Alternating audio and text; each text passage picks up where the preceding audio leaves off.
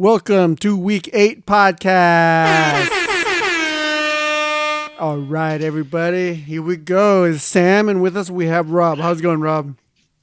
It's going good, Sam. How are you tonight? I'm doing all right, man. I'm doing all right. Just waiting to, get Waiting it out? waiting it out.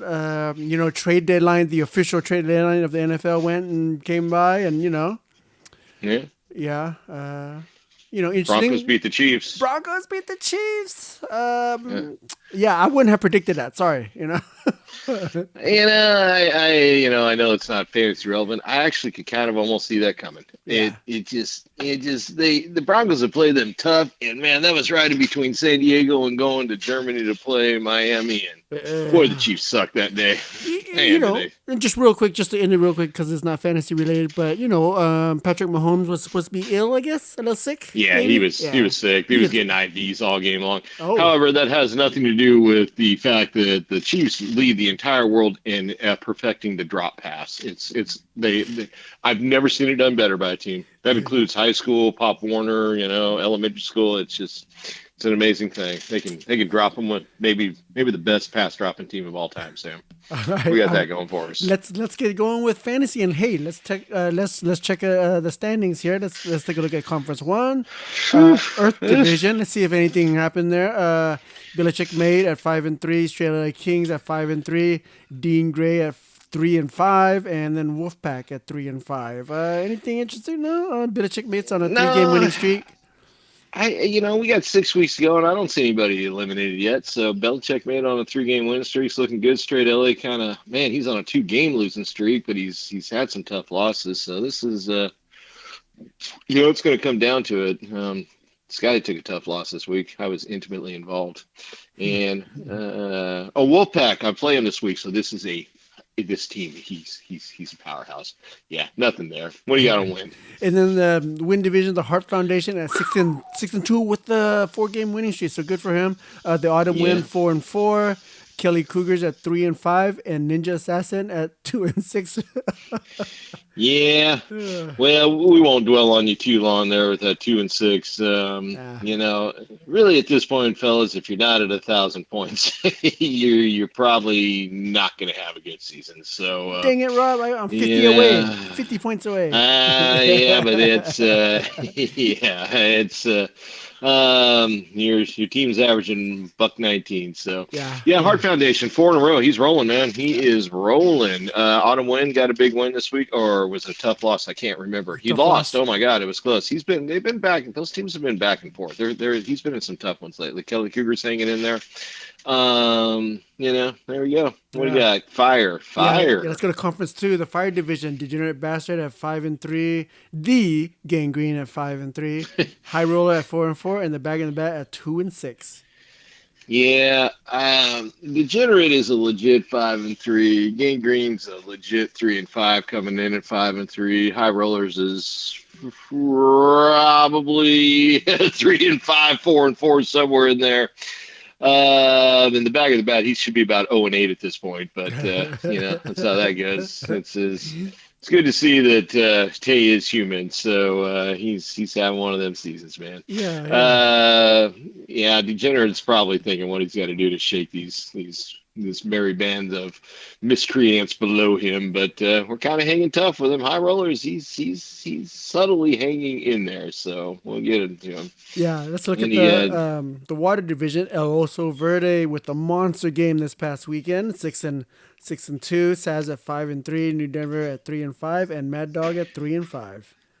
Yeah, no, this is a tough one too. And also Verde, he's rolling, and I mean he's just got such a massive lead over Sabs on that, and I don't see New Denver picking up 3 games on him with 6 games to go. I mean, it's possible. I mean, I had an 8-game losing streak one year. That was ugly. Or Mad Dog down there too, but it's just.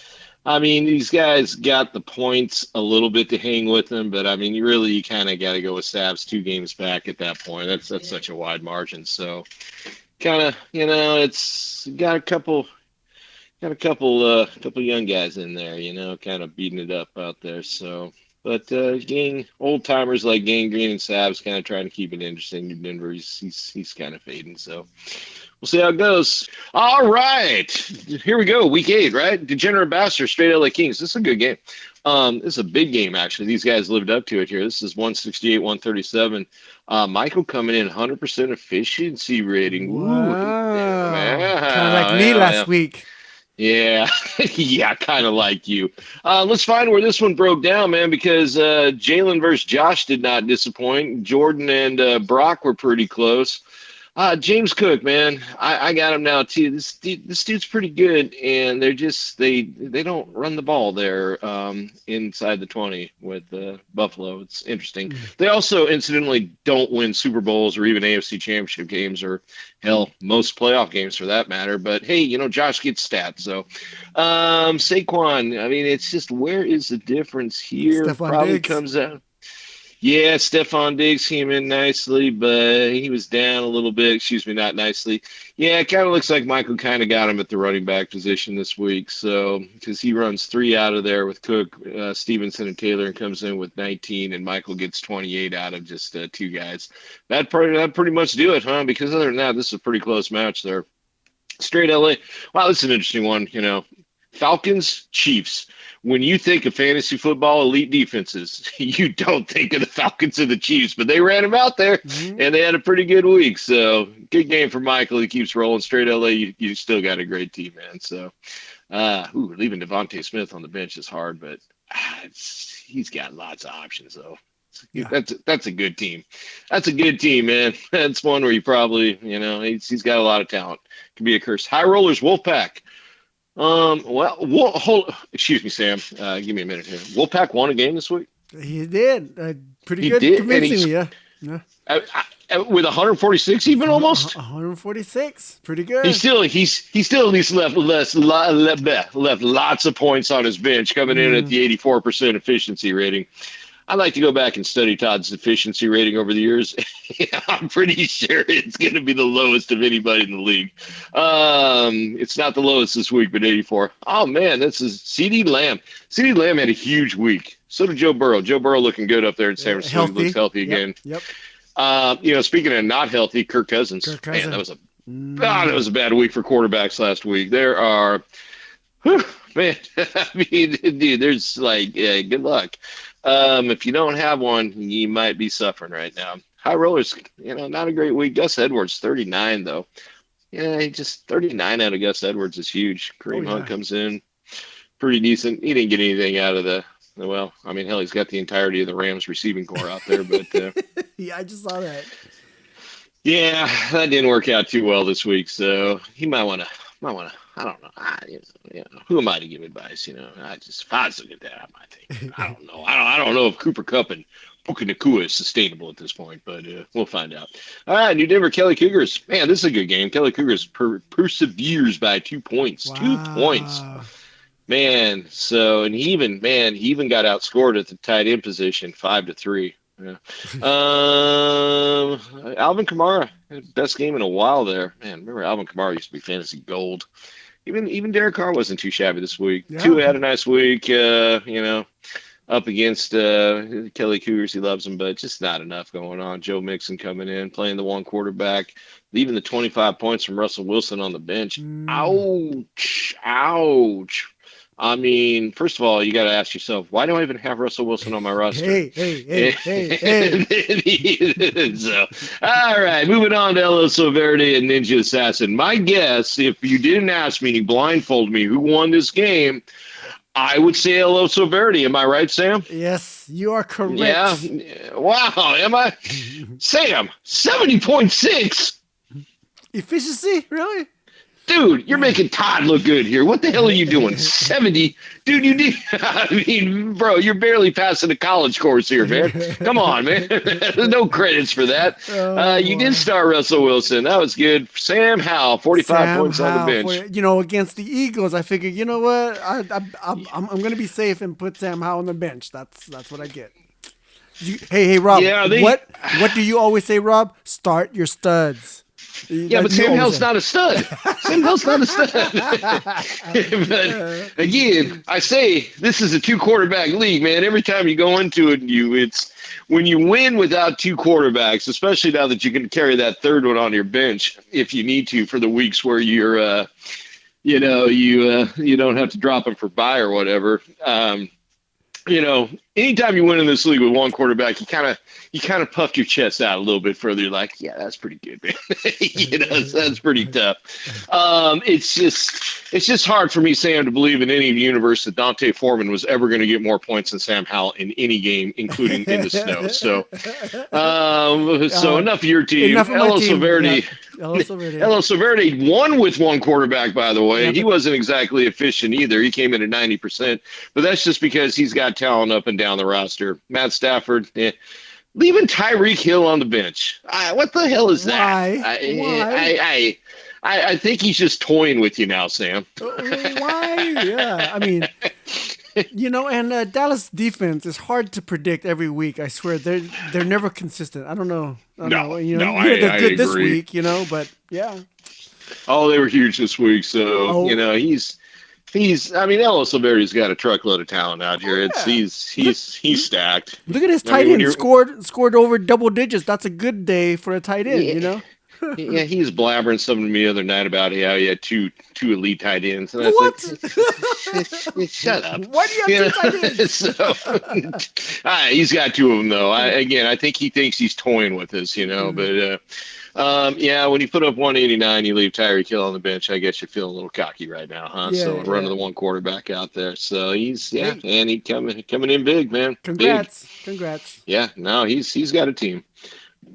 Savs Hard Foundation, man. Here we go again. What's up with Jalen Hurts versus Josh Allen this week? That's an interesting one. Jalen Hurts fumbled the ball on that ridiculous thing, that rugby play, that kind of, at least I love that other teams run it now and they fail at it miserably. So it does at least just make you think the Eagles are really good at that one particular play. And then they ran like some kind of weird, they ran a fake off it. It was kind of interesting. Mm, But he fumbled, but I think it's because the ball hit the other guy's leg on the snap. That being said, Jalen Hurts had a hell of a good day. He's been kind of quiet this year. I understand he's a little hurt too, but it's Josh Allen's always going to have big days because that coach is just desperately trying to ride Josh Allen to the Hall of Fame. I mean, again, I, I'm not going to go on that rant again, but it's Devontae, man. 1 point. Dude, Devontae should have had two touchdowns, and they should have been long touchdowns, and he should have won, and Sav should have won this game, quite frankly.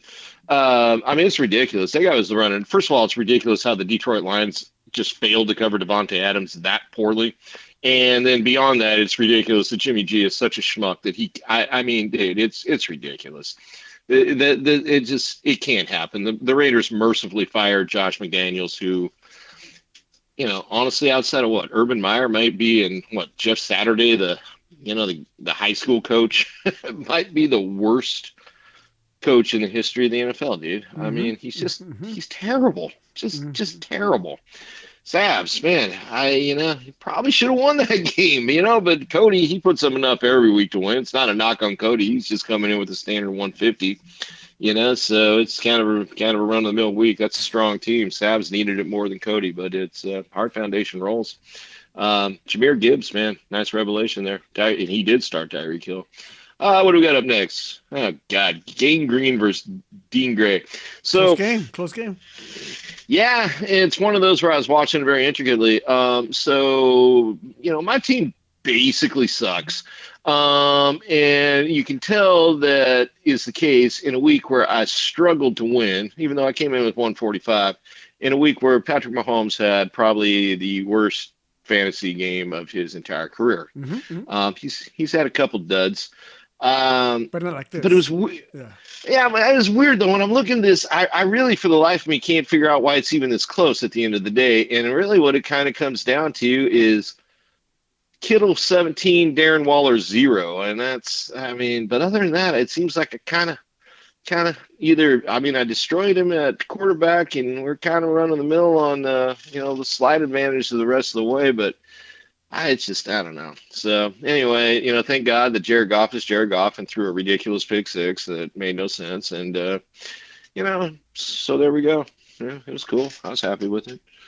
Trevor Lawrence actually, man, 17 and a half. That's about what Trevor Lawrence puts up every week, Sam. Dak Prescott, Yeah. 41. Yep. 41, Dak Prescott, baby. I left DK Metcalf on the bench, played Christian Kirk instead. It's a 2 point difference. DK Metcalf, not quite the bust of the year. Pretty Yeah. fucking close. I mean, you didn't pick him up high, right? I mean, DK, well, yeah, it's he's like in the top five. I mean, how far top do you got? five. I mean, I'm well, he wasn't, no, not top. He's in like the first 5 rounds, I mean, he's not a you bust if you know, pick him in the fifth round. He's no bust. Come on. yeah. Okay, how about Tony Pollard in like the fourth? Man, that guy, he's a catastrophe, Oh dude. yeah, oh yeah. I have to agree with you. Oh my gosh.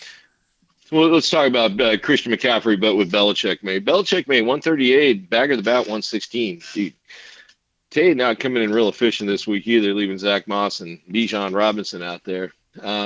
He's got good running backs. He's got them up and down the list.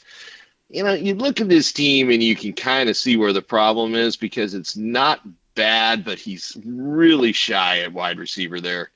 And you just don't get anything week to week from these guys. You have no idea which guy to throw. He's really strong at Mm. running back, but for whatever reason, outside of McCaffrey, these running backs aren't really blown. Oh, and Raheem Mostert aren't really blowing it up touchdown wise this year. And Hmm. indeed, I mean, seriously, you got Jordan Love is.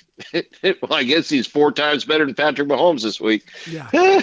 Belichick mate though on the other side. Justin Herbert looked pretty good out there. Christian McCaffrey just scores touchdowns. He's like a regular old fantasy running back. He does enough to get it done, man. Good for him.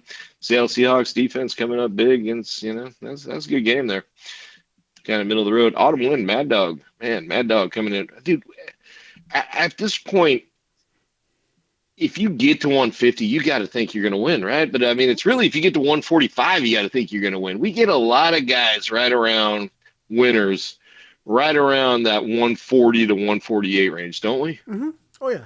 Oh yeah. If you're in the 150 area, I think you should feel confident. You know what I mean? I mean, I changed the rules up quite a bit. I mean, I took things down and whatnot, but I mean, still, I mean, 200 is massively achievable in this league.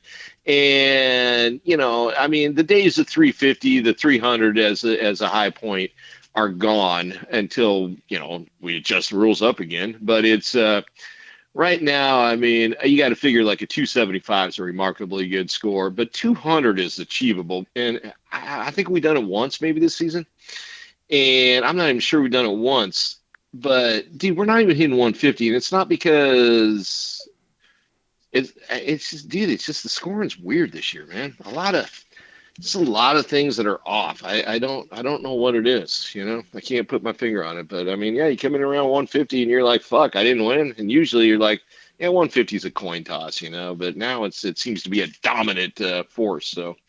Yeah. Anyway, that's our rundown for the week, Sam. So kudos to our big players up there in first place are starting to pull away and starting to put together nice weeks. So you can kind of barring a major injury or two, you kind of start to see some of the guys that are going to be coming down the stretch. But it's not done yet. Everybody's That's still you know what? everybody's still very alive. That's what I was gonna ask you. When should we start talking about playoffs? You know what I mean? Maybe in a week or two, maybe or so, we can start talking about playoffs. I Yeah, if I'm looking at this thing, man, I'm thinking nobody right now is feeling real good about the playoffs. I can see Even that. I can see that. Yeah.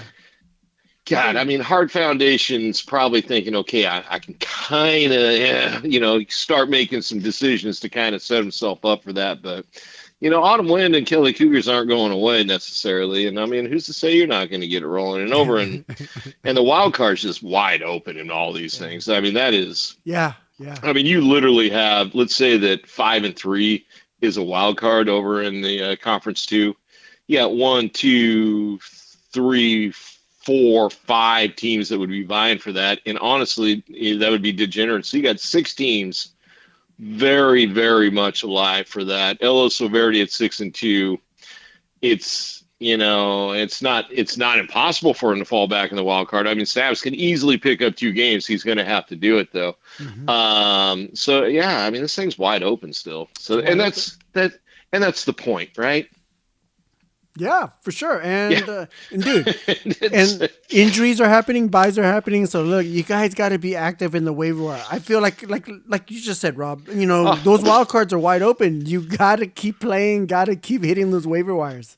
oh yeah, no, they are. I mean, yeah, I don't typically have too much problem getting guys to hit the waiver wire in this league. It's it's keep it going. Oh, Keep it I going. don't think anybody's out of it yet. This week, it's going to be very interesting to see what happens tomorrow. Week 9 is going to be a big. It may be a dud. It may be a nuclear explosion. It's there's a lot of guys on buy and a lot of teams that are buying for it, and you're having to make everybody. I'm not going to tell you what I'm thinking, but everybody's saying the same thing. You're trying to, and that's, again, we don't try to make it easy, and we're going to make people make tough decisions in this thing. And sometimes it's, and it's You got to drop a good star luck to player, you. Well, you don't, or you don't, or man. you I mean, don't, you or you just don't. Yes. you taking your chances, Yeah. rolling out there. So it's and I mean, and I'm watching this. I can tell you, I'm making moves sometimes, 2, 3 weeks in advance, kind of looking at shit because it's Whoa. no, not saying it's a good thing. Trust me, man. I mean, I got some guys that are crap on this in that strategy.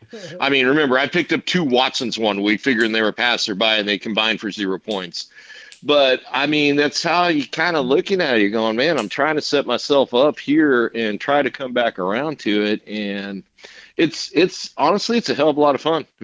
I mean, I kind of like it. So Yeah.